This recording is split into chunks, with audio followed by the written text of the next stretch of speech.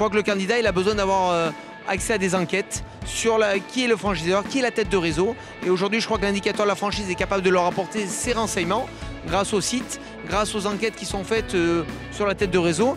Et je crois qu'aujourd'hui, le franchisé a tout à gagner, à être aidé en amont par des organismes, tel l'indicateur, pour pouvoir faire le bon choix et être sûr du bon contrat. Parce que quand on signe un contrat de 7 ans avec un franchiseur, il faut être sûr que c'est mieux qu'un mariage, quoi. On est beaucoup dans la recherche de satisfaction client, qu'on soit le client final ou qu'on soit le client professionnel.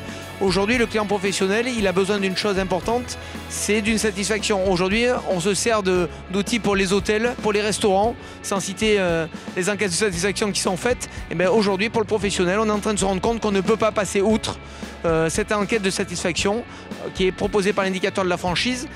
Et aujourd'hui, le client, il va regarder automatiquement 3 points importants dans la satisfaction. C'est la rentabilité, le coût du projet.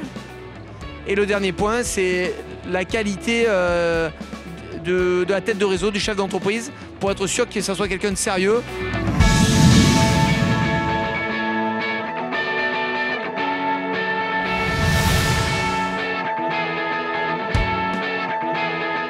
Quand on lui montre l'enquête qui a été faite au préalable, aussi bien quand on était réseau d'argent l'année dernière que réseau d'or cette année, on est très lucide sur les points à travailler, mais il y a une chose importante aujourd'hui, c'est que cette enquête, avec des faits, avec des preuves, aussi bien la venant du réseau que de la tête de réseau, on se rend compte que le candidat, il a besoin d'être assuré. Et pour être assuré, il y a une chose importante, c'est les taux de retour, la satisfaction client. Et aujourd'hui, la vie client, ça nous aide drôlement sur le recrutement de la franchise et de ses futurs salariés.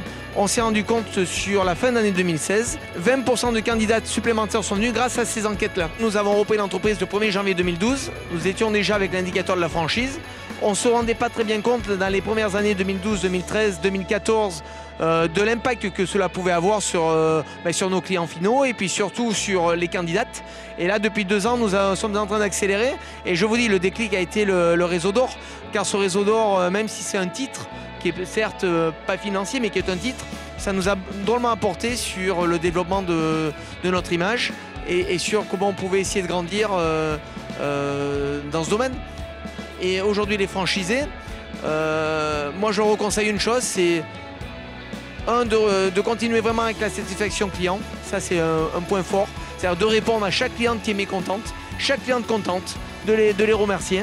Et sinon, d'essayer de trouver une réponse rapide à ces choses-là. Et moi, aujourd'hui, en tant que franchiseur, il est hors de question que je me passe de l'indicateur de la franchise. Ça soit bien clair. Et je me rends compte que je vais même accélérer la relation parce qu'il y a plein de choses que l'on ne connaissait pas, que l'on n'a pas mis en place dans les réseaux sociaux, dans la vie client, sur lequel on va travailler dans l'année à venir.